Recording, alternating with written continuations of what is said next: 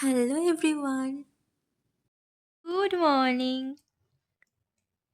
Good morning. ওরে ও মিটি মিটি হম্পি কেমন হয়েছে খেতে? Kitty. টেস্টি। সোমবার সকালে বুজুর বাপ অফিস চলে যাওয়ার পর আমার ঘরের অবস্থা ঠিক এমন থাকে। জায়গায় জায়গায় জামা কাপড় জড়ো হয়ে পড়ে থাকে, বেডশিট এলোমেলো হয়ে থাকে, ডাইনিং টেবিলের ওপর ছড়ানো থাকে ফল, সবজি, জলের বোতল, ওষুধের ঢাকনা, আরও অনেক কিছু। কিচেনের সিঙ্কে তো বাসনের মেলা বসে যায়। আমরা রবিবারটাকে এমনভাবে সেলিব্রেট করি যেন আজই আমাদের জীবনের শেষ রবিবার, কিংবা এই বাড়িতে আজই আমাদের শেষ দিন। রবিবার যেহেতু বরের ছুটি, তাই ওই দিন আমরা তিনজন মিলে দেরি করে ঘুম থেকে উঠি, ইচ্ছে মতো খাবার খাই, গান চালাই, নাচানাচি করি, ঘুরতে যাই, মোস্টলি বাইরের খাবারই খাই। বলতে পারেন একটানা একঘেয়ে জীবন, কাজকর্ম থেকে একটুখানি অবসর পাই এই রবিবার। রবিবারের এই মজাই সোমবারে সাজা হয়ে আমার ঘাড়ে চেপে বসে। লণ্ডভণ্ড এই বাড়িটাকে আবার বসবাসের উপযোগী বানাতে সোমবারের অর্ধেক দিনই চলে যায় আমার। আমি বুঝেই উঠতে পারি না কোনটা দিয়ে শুরু করব, কোনটা আগে করব আর কোনটা পরে। আমার যেহেতু একটা 2.5 বছরের বাচ্চা আছে, সবার আগে বাচ্চাকে সামলাতে হবে। ফার্স্টে ছেলেকে ফ্রেশ করিয়ে দিলাম। আমি জানি যদি ছেলে ঠান্ডা থাকে তাহলে ওকে সঙ্গে নিয়ে আমি সব কাজ অনায়াসেই করে ফেলতে পারবো, সমস্যা হবে না। সকালে উঠে দেখি অনেক বোতলই ফাঁকা হয়ে পড়ে আছে, তাই বেশি দেরি না করে জল ভরে নিচ্ছি। আর ছানা বারবার জল ভরার পিপেটা নিয়ে গিয়ে পাখির সাথে খেলছে। এটা বরাবরের মতন ওর খুব পছন্দের একটা খেলা। আর আমি ওকে বাধা দিচ্ছি না, কারণ কাজগুলো আমাকে ওকে সঙ্গে নিয়েই করতে হবে, ওকে রাগালে চলবে না। ও ওর মতো খেলুক, সেই ফাঁকে আমি আমার কাজগুলোকে গুছিয়ে নিই।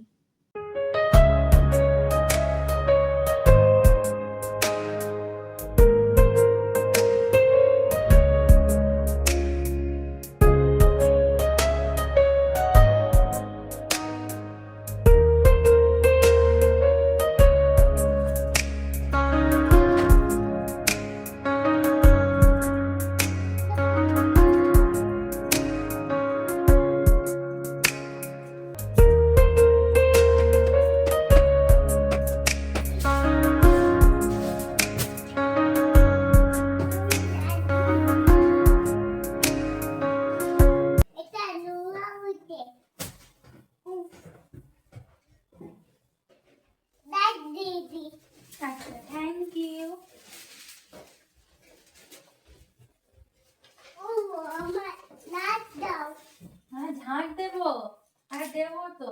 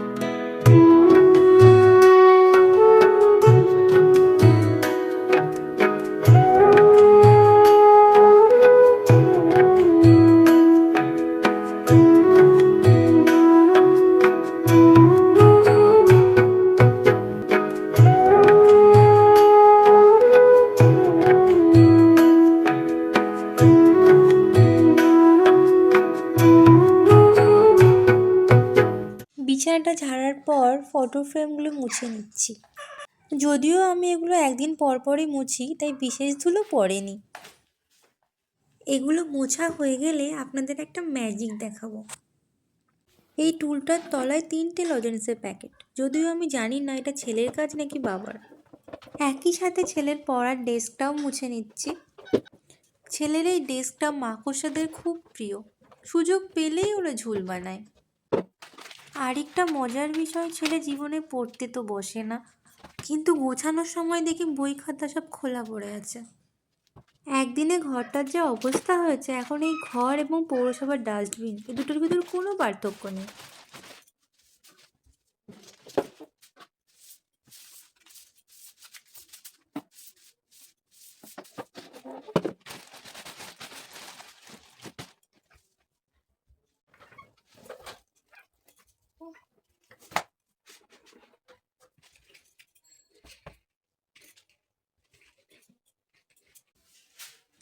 এবার দেখুন খাটের নিচ থেকে আরেকটা গুপ্তধন বার করছি।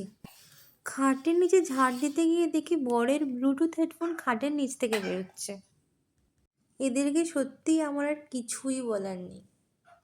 এবার ছেলে ছড়িয়ে ছিটিয়ে রাখা জামাগুলো আবার এক জায়গায় গুছিয়ে রাখার চেষ্টা করছি। কাজের ফাঁকে ছেলে একটা মিষ্টি হাম্পি দিয়ে গেল, যেটা আমার কাজ করার এনার্জি আরও বহু গুণে বাড়িয়ে দিল।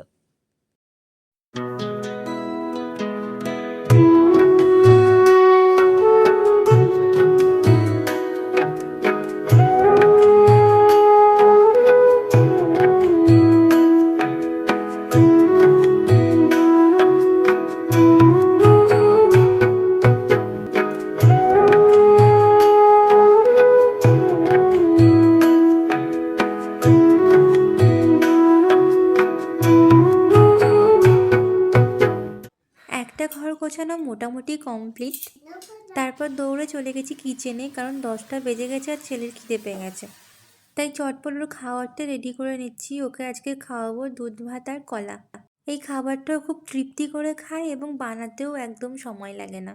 সোমবার সকালে এর থেকে ভালো ব্রেকফাস্ট হতেই পারে না, এবং ও সম্পূর্ণ খাবারটা শেষ করতে 30 মিনিটের বেশি সময় নেয় না। যাই হোক, এবার আসুন দেখি বাইরের ঘরের কি অবস্থা। দেখে তো আমার মাথায় হাত, মনে হচ্ছে গরু এসে লাঙল দিয়ে গেছে। এই ঘরে আসা মাত্রই ছেলে বায়না করেছে গাড়ি চড়াতে হবে, তো কিছু করার নেই। কাজ ফেলে রেখে এখন ছেলের সাথে খেলছি। ওর সাথে না খেললে এরপরও আমাকে আর একটা কাজও করতে দেবে না। আর ঘরগুলোকে এভাবে বিধ্বস্ত অবস্থায় ফেলেও রাখা যাবে না। কথা বলতে বলতে বেডশিটটা চেঞ্জ করে নিয়েছি। এখন টেডিটার ধুলো ঝেড়ে আবার ওকে খাটে বসিয়ে দিচ্ছি। তারপর এসেছি টিয়ার কাছে। যেহেতু সকাল হয়ে গেছে, ওরও খিদে পেয়ে গেছে, তাই ওকেও খাবার দিয়ে দিলাম। ওর আগের দিনের পটিটা পরিষ্কার করে ফেললাম। এবার বরের এই মুড়ির কৌটোটাই মুড়ি ভরে রাখছি। আজকে তো ভুলে গেছি, কিন্তু নেক্সট দিন ডিউটি থেকে আসার পর যাতে ওর ব্যাগে ভরে দিতে পারি, তাই আগে থেকেই রেডি করে রাখছি। আমার আরেকটা মেন সমস্যা, ঘর পরিষ্কার করা শুরু করলে আমার ঘরের প্রত্যেকটা জিনিসই নোংরা নোংরা মনে হয়। যেগুলো নোংরা আছে সেগুলো তো পরিষ্কার করি, যেগুলো পরিষ্কারই আছে নতুন করে ক্লিন না করলেও চলতো সেগুলোও করি। যেমন এই আয়নাটা আজ না মুছলেও চলতো। যাই হোক, দেখুন তো এবার ঘরটা কেমন লাগছে। এখন ভালো লাগছে নাকি আগের লুকটাই ঠিক ছিল? আর এটা হচ্ছে আমাদের ডাইনিং টেবিল। মনে হচ্ছে না দেখে পৃথিবীর সমস্ত আবর্জনা এখানে এসেই জমা হয়েছে? টেবিল থেকে অপ্রয়োজনীয় জিনিসগুলো ফেলে দিয়ে আবার প্রয়োজনীয় জিনিসগুলো গুছিয়ে রাখছি। গোছানো হয়ে যাওয়ার পর টেবিলটা দেখতে আমার কি ভালো লাগছে।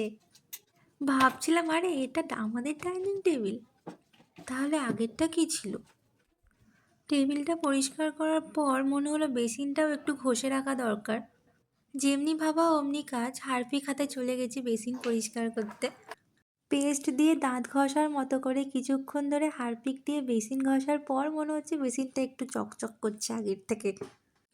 বেসিনটা ধুতে ধুতে মনে হলো বেসিনের সামনের আয়নাটাও পরিষ্কার করা দরকার, তাই কলিন দিয়ে আয়নাটাও ভালো করে মুছে নিচ্ছি। ওই যে আগেই বলেছি, পরিষ্কার করা শুরু করলে আমি কিছুই ছাড়তে পারি না, মনে হয় পুরো ঘরটাই নোংরা, সব কিছু পরিষ্কার করতে হবে এবং আজই।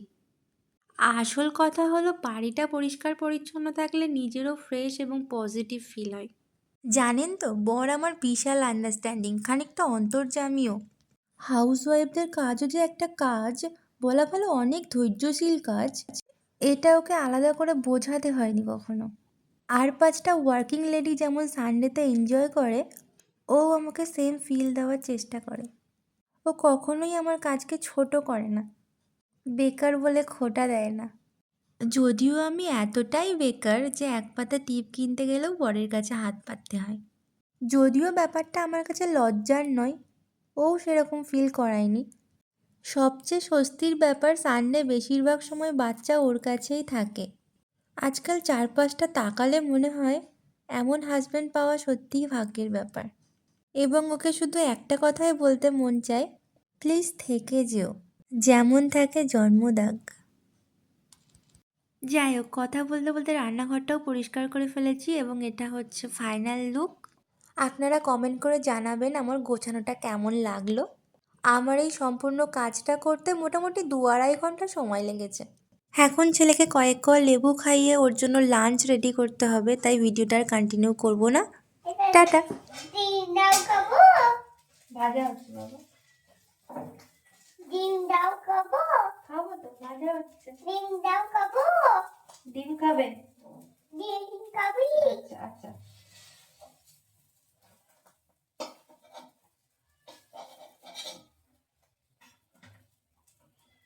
ডিম খাবি। হাত দিও না, কেমন গরম। এবার কাটতে খাবি বুঝি, চলো, এবার কাটতে খাবি। এই তো বাটি করে চলো দিচ্ছি, চলো।